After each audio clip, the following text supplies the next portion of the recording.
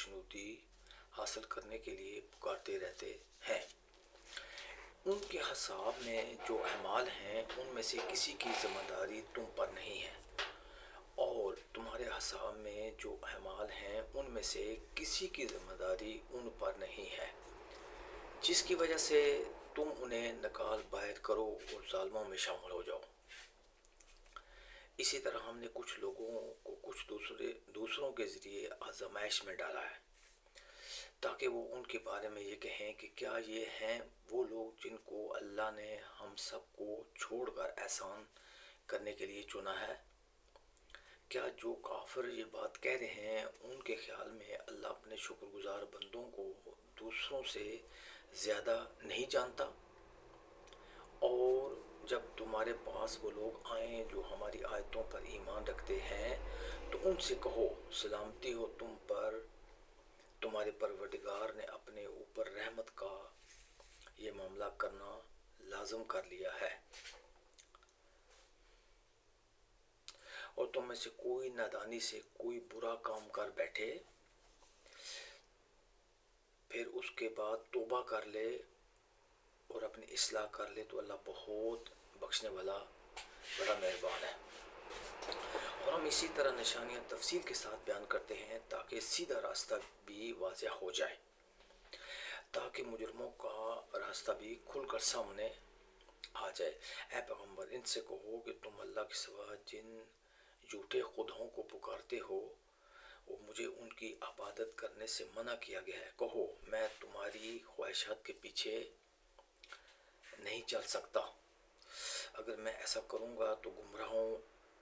ہوں گا اور میرا شمار ہدایت یافتہ لوگوں میں سے نہیں ہوگا۔ کہو کہ مجھے اپنے پروردگار کی طرف سے ایک روشن دلیل مل چکی ہے جس پر میں قائم ہوں، اور تم نے اسے جھٹلا دیا ہے۔ جس چیز کے جلدی آنے کا تم مطالبہ کر رہے ہو وہ میرے پاس موجود نہیں ہے۔ حکم اللہ کے سوا کسی کا نہیں چلتا، وہ حق بات بیان کر دیتا ہے، وہی سب سے بہتر فیصلہ کرنے والا ہے۔ کہو کہ جس چیز کی تم جلدی مچا رہے ہو اگر وہ میرے پاس ہوتی تو میرے اور تمہارے درمیان فیصلہ ہو چکا ہوتا، اور اللہ ظالموں کو خوب جانتا ہے، اور اسی کے پاس غیب کی کنجیاں ہیں جنہیں اس کے سوا کوئی نہیں جانتا، اور خشکی اور سمندر میں جو کچھ ہے وہ اس سے واقف ہے، کسی درخت کا کوئی پتہ نہیں گرتا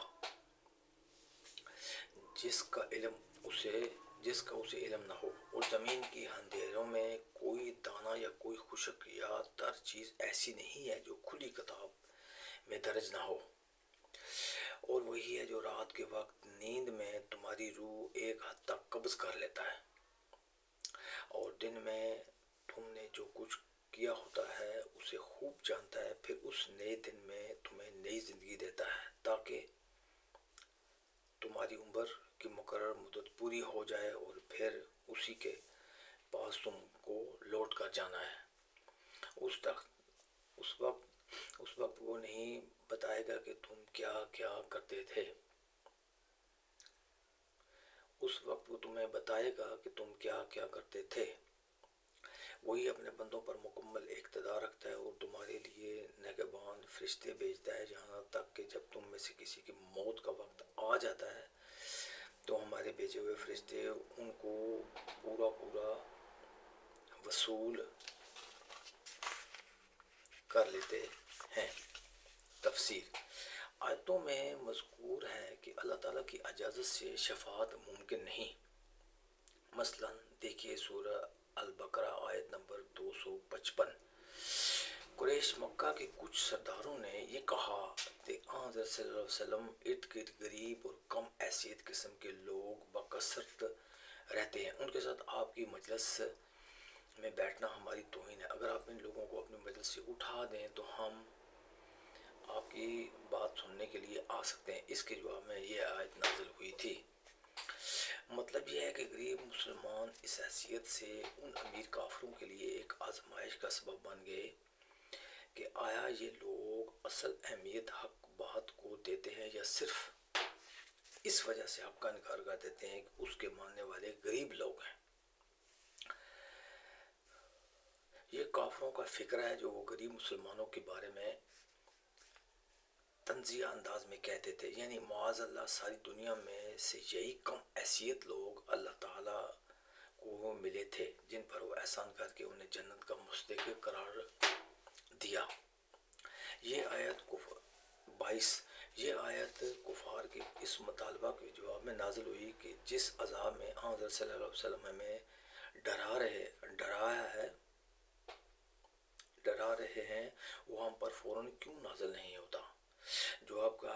خلاصہ یہ ہے کہ عذاب نازل کرنے اور اس کا صحیح وقت اور مناسب طریقہ طے کرنے کا مکمل اختیار اللہ تعالیٰ کو ہے، جس کا فیصلہ وہ اپنی حکمت سے کرتا ہے۔ 23 نگہبان فرشتوں سے مراد 2 فرشتے بھی ہو سکتے ہیں جو انسان کے اعمال لکھتے ہیں، اور وہ بھی ہر انسان کی جسمانی حفاظت پر مقرر ہیں، اور جن کا ذکر سورہ رات 11 تا 13 میں آیا ہے۔